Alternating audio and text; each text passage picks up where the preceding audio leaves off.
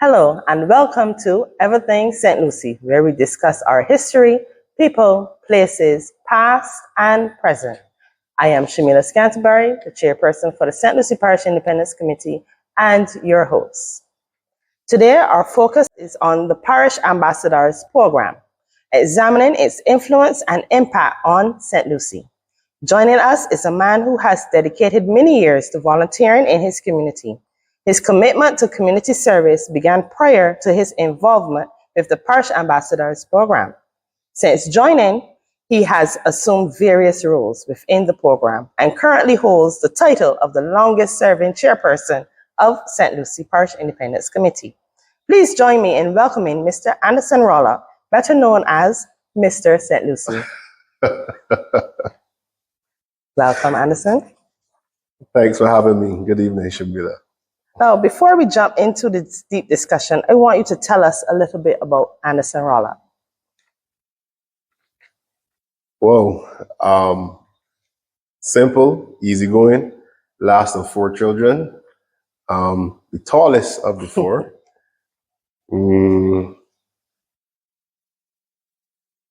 I'm involved in church. I'm a Christian. I have a desire and a passion to see people develop. Hence my involvement in the Parish Independence Committee over the years. I've also been involved in scouting, and your introduction mentioned some stuff that brought back some memories. I was involved in the community before the Ambassadors Program and various activities that I was involved in. So that's a little bit about me. Easygoing, not much of a talker, but if it's a topic that I like, you have me speaking.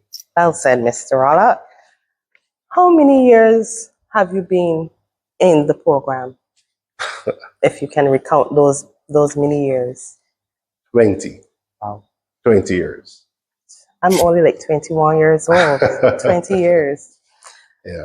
So Anderson, having been part of the program for many years, could you share the various roles you have undertaken during this time or your time in the program? So, it started way back in 2004 when I was the Parish Ambassador. And that was a unique time because the program took a reset in 2005. So all the ambassadors that year held on for 2005. So we had a unique opportunity to be an ambassador serving for 2 years. So then in 2006, I joined the committee as a floor member. 2006, 2007, 2008, I supported where the project was concerned. 2009, then I returned as the attendant to the ambassadors in that year. 2009, I was adjudged attendant of the year. 2010, I worked under Peter Phillips as deputy chairperson. 2011, deputy chairperson. 2012, 2013, chairperson. 2014, worked with Janice Springer where the project was concerned and supported in 2015. Got back deeply involved in 2016 as deputy chairperson to Pedro Cumberbatch. 2017, 2018, chairperson. 2019, chairperson. 2020, supporting. 2021, supporting. And then 2022, 2023, chairperson for those 2 years. Yes. So those were a lot of years you just mentioned. Yeah. Yes. And me being 21, that's like more than all of my life. Mm-hmm. Yes. So every year we see a new pair of ambassadors step into the role to represent St. Lucie. Mm. Can you give a brief history on the Ambassadors Program?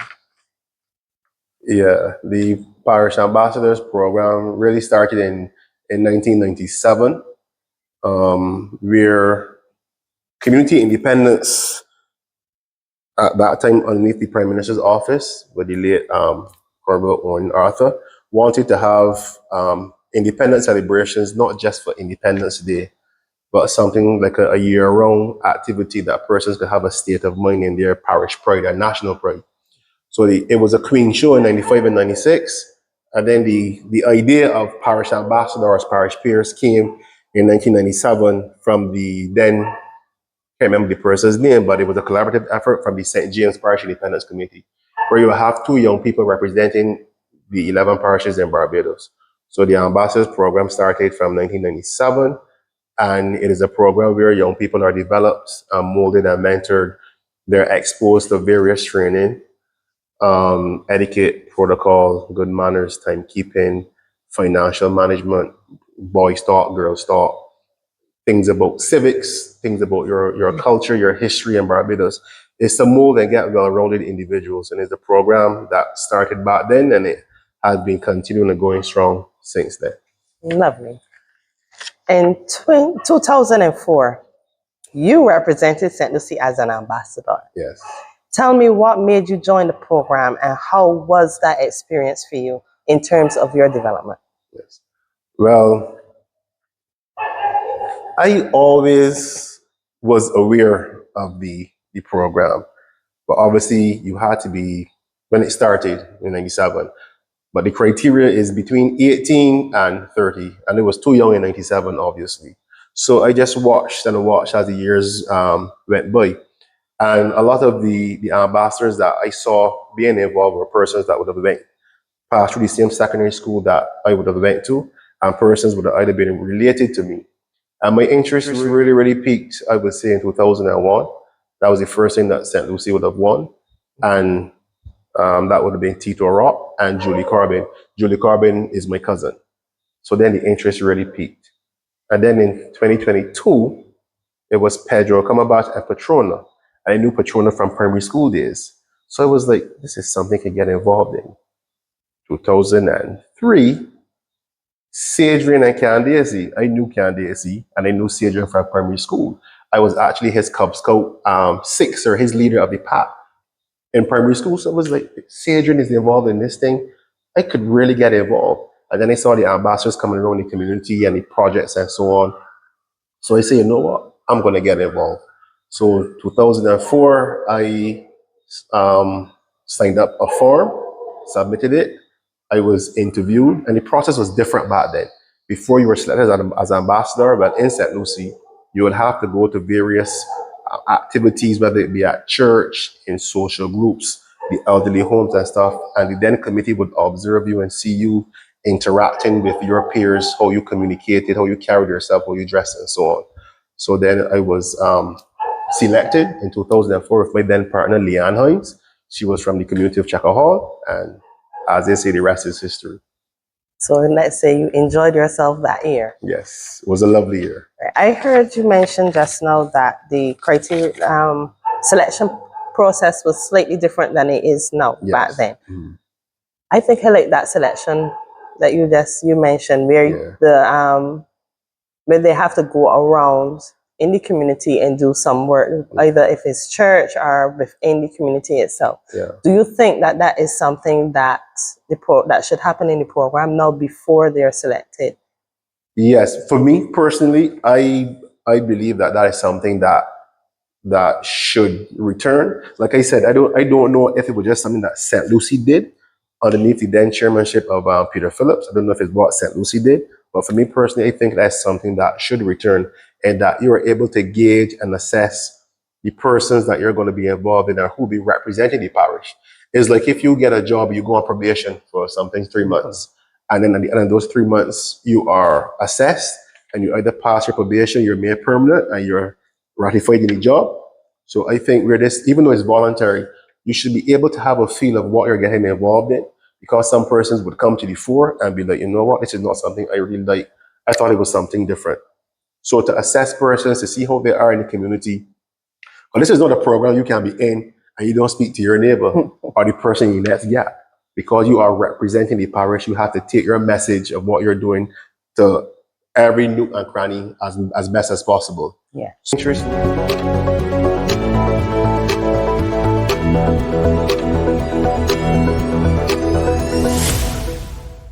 Anderson, I know that the program seeks to develop in our youth a sense of responsibility, healthy self-esteem, and pride in themselves, their communities, and our nation.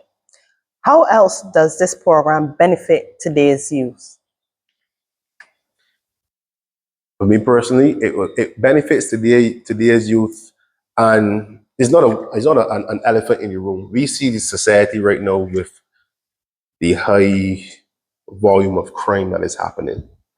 Understand that this creates relationships, it forges friendships, So it is building bonds, not, if I may liken it to to education. Not only maths, English, art is what gauges you as a young person.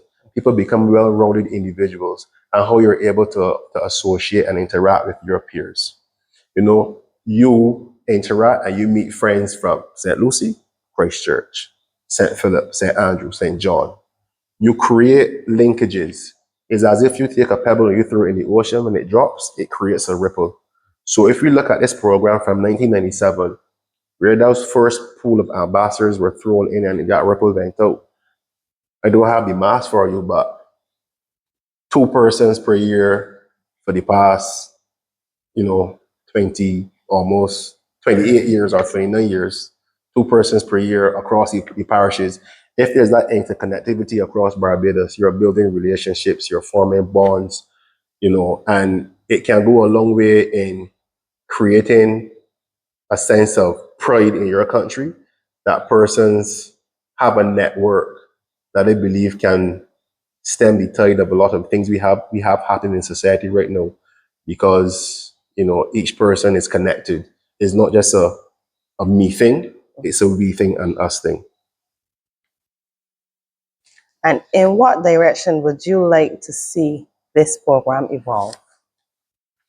For me personally, and this is the personal preference, I would like to see this program evolve where possibly the age could be lowered to 16, where we have young teenagers in school that, they have their extracurricular activities, football, basketball, tennis, road tennis, whatever the case may be. But if they can be involved in some level of community work, because it's all voluntary, you have scouting, you have guides and what's not, the key club and those sorts of things.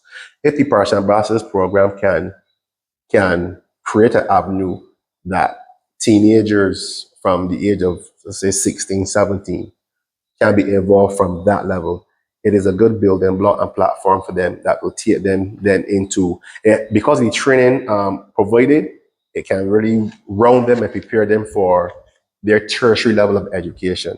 Yeah, that's that sort of footing. So I would like possibly for the age to be lowered for the ambassador segment.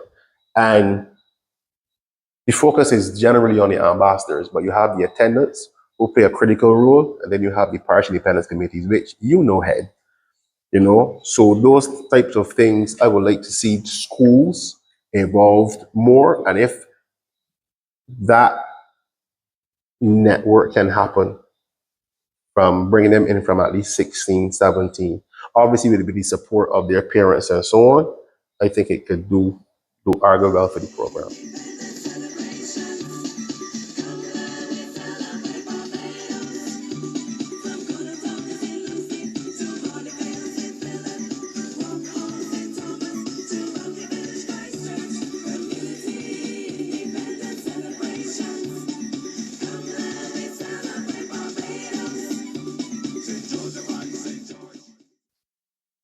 Someone told me to ask this question, and I was very hesitant to ask this question because I kind of wanted to stay a secret as well.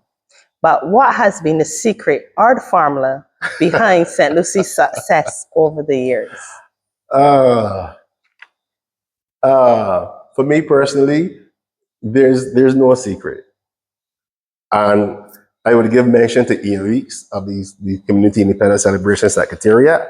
He says, it's like an open book exam, and you would have heard and known my analogy. This program is like baking a cake. You have all the ingredients placed before you. Some persons only want to see the cake and it's pretty and all the icing is on. But it's hard work. You sift the flour, you add your sugar, you add your baking powder, your essence, cinnamon, nutmeg, the vanilla, whatever type you're baking. So it's a situation where, as our Prime Minister says, many hands make light work. So it really is a process of everybody coming together and pulling their weight. With every program, there are rules and regulations. Follow the rules, follow the regulations, you won't be penalized. Meet your deadlines, meet your timelines. You're supposed to show up, show up. As with everything with school, there's a dress code. So be appropriately attired. All of these are things that are there for every parish to follow. And then, just do what is required of you. And the teamwork makes the dream work. I would have been chairperson, you're no chairperson. The chairperson is usually the person who is seen, but he or she is only as good as their team. And if that cohesiveness then can trickle down to your team, that being of your ambassadors and attendants, then you stand a very, very good chance of becoming the eventual winner come November, whenever the show is held. So for me, that is the secret: teamwork, and effective and positive teamwork. Good job for keeping the secret alive. We will stick with the teamwork. We will stick with that. Yeah. As you mentioned just now in your speech, you said that we only see the finished product. Yes, the show. A lot of persons do not know the hard work the ambassadors put in behind the scenes, or their team who is backing them. You don't see the hard work they put in. Would you say that this whole year of hard work for them, would that also prepare them for the job force, the workforce, entering into the workforce, or let's say tertiary education? Because you start from 18. Some may be still in school, are now finishing secondary school, and now transitioning into tertiary or the workforce. Would you say that this program will help prepare them or propel them into that? Yes, for sure. Because one of the aspects of this program is a parish project. And like with any project that you have in schools, you have a start time, you have an end time, you have time to submit. So it really teaches you, and it molds you in terms of your time management, how you manage your time, because there's assessments along the way. So therefore, the way you approach and how you apply yourself to meet deadlines, you can transition that then into your field of study and into your eventual workforce. Because if you're studying, you will have projects. It teaches you to plan, to appropriate your time. It for sure encompasses teamwork. You have to work with others, and everybody is not a team player. So you have to know how to mitigate when certain challenges come. So this program really teaches you life skills, not only for this program, but life skills that you can take with you throughout life, into work, church, into society. Those are the elements that this program really instills into you. Lovely. So what I would say, this program is beneficial for our young persons, and not just a select few of young persons, but all young, let's say the 18-year-old young and the 40-year-old young. Yes. It is beneficial for all. Yes. So it's not just the ambassadors, but everyone will actually get to touch on different levels of the program. Yes, like I said earlier, persons focus because the ambassadors are the spokespersons.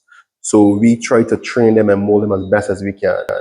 But whatever the ambassadors are exposed to, so are the attendants and the parish independence committees. So everybody is being taught, everybody is being educated and well-rounded.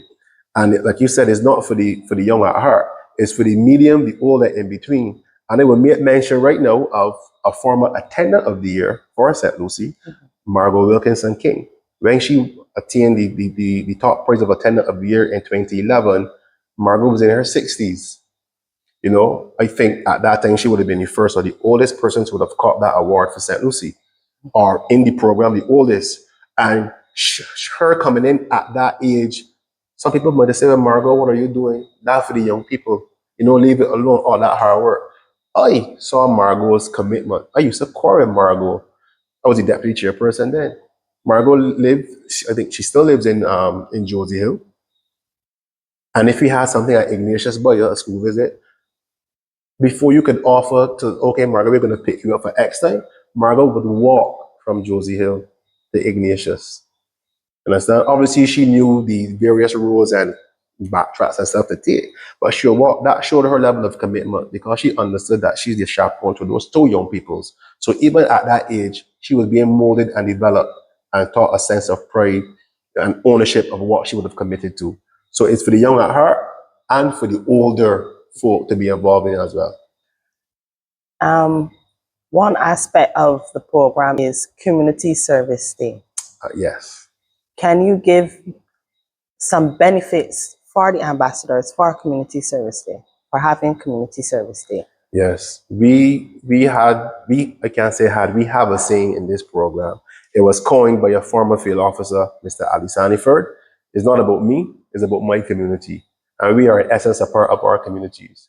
So community service day is basically where committees identify a space, whether it be a green space, a building, a church, somebody's property.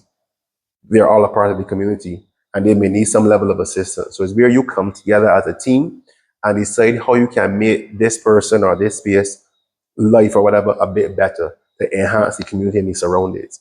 And in turn, by doing that, being a part of that process, you pretty much breathe life or fresh life into that area that you would have helped transform or totally reconstruct. And you feel a sense of ownership, like I was a part of that. I assisted with that. And I can make reference to the service there that St. Lucie would have done 2 years running with the Harrison's Point Lighthouse. And then previously to that, they would have done down Archer's Bay. And when persons see the potential in the space and how it can be transformed by a small community group, then hopefully then, corporate Barbados, whatever, can see and see the tangible and the commercial value of this, hopefully then come in and add to the groundwork that small community groups would have put in. So community service day is you giving a paying interest in your community and trying to transform it and make some element of it a little bit for the better. So that is and I give the Secretariat props for that, introducing community service day a number of years ago. And I believe it's something that they should keep within the program. Yes, I think so too. So what advice can you give, two sets of advice, what advice can you give a young person who wants to be an ambassador of St. Lucie and someone who wants to join the committee? Any young person that wants to be an ambassador for St. Lucie, or any parish for that matter, before you get into anything, research it. Research it, ask your friends, do whatever you need to do, and get involved. Research it first and get involved. Not only from the standpoint of being an ambassador, because some things you will go to the interview process, you may not be successful. They may go with somebody else to you. Don't let that be a stumbling block. Let that be a stepping stone. The other piece of advice now, dovetailing into that, is if you aim for the stars, you may land on the clouds. Join the Parish Independence Committee. Get involved in the Parish Independence Committee.